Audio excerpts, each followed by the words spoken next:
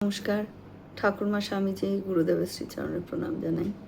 স্বামী সোমেশ্বরানন্দ মহারাজের আমার সন্ন্যাস জীবন ও বেলুড় মঠ, সেখান থেকে কিছুটা অংশ পড়ে শোনাচ্ছি। আরতির পর ঠাকুরের শয়নঘর পরিষ্কার করার ডিউটি ছিল আমার। বেশি জিনিস নেই, খাট, একজোড়া চপ্পল ইত্যাদি। সবে পরিষ্কার করা শুরু করেছি, হঠাৎই মনে হলো কেউ যেন এ ঘরে এসেছেন। আশা অর্থ এই যে দরজা দিয়ে ঢুকেছেন তা নয়, হঠাৎ কেউ যেন আবির্ভূত হয়েছেন, খাটের পাশে দাঁড়িয়ে আছেন। বিরাট শরীর, প্রায় 9-10 ফুট উচ্চতা হবে। পেছনে তাকালাম, না, কেউ তো নেই। আবারও মোছা শুরু করলাম আমি।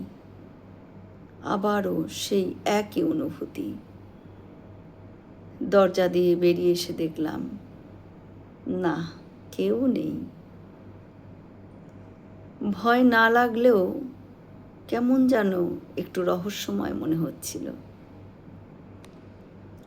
বাতাসে ঢেউ, 3 তলায় আমি একা। এবার 2 তলায় নেমে এলাম। না, কেউ নেই। 3 তলায় গিয়ে কাজ শুরু করতেই আবারও সেই একই অনুভূতি।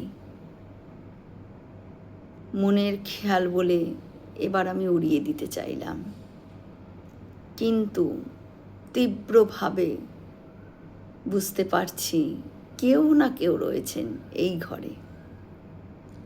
20-25 মিনিট কাজ করার সময় এই রহস্যময় অনুভবটা হতে থাকলো আমার। পরে ধীরেন মহারাজকে, যিনি বহু বছর ধরে এই মন্দিরে ঠাকুরের পূজা করছেন, তাকে এই বিষয়ে বলেছিলাম। তিনি হেসে বললেন, তুমি তো ভাগ্যবান, অনেকেরই এই অনুভূতিটি হয়েছে। ঠাকুর আজও আছেন এবং বিরাজমান। জয় শ্রী রামকৃষ্ণ। আমরা সকলে মিলে একসাথে বলি, জয় মহামাই কি জয়, জয় ভগবান শ্রী শ্রী রামকৃষ্ণ দেব কি জয়, জয় স্বামীজি মহারাজ জি কি জয়। হয়তো অনেক ভুল ত্রুটি হলো, ঠাকুর যেন আমায় ক্ষমা করে দেন। সকলে সুস্থ থাকবেন, আনন্দে থাকবেন।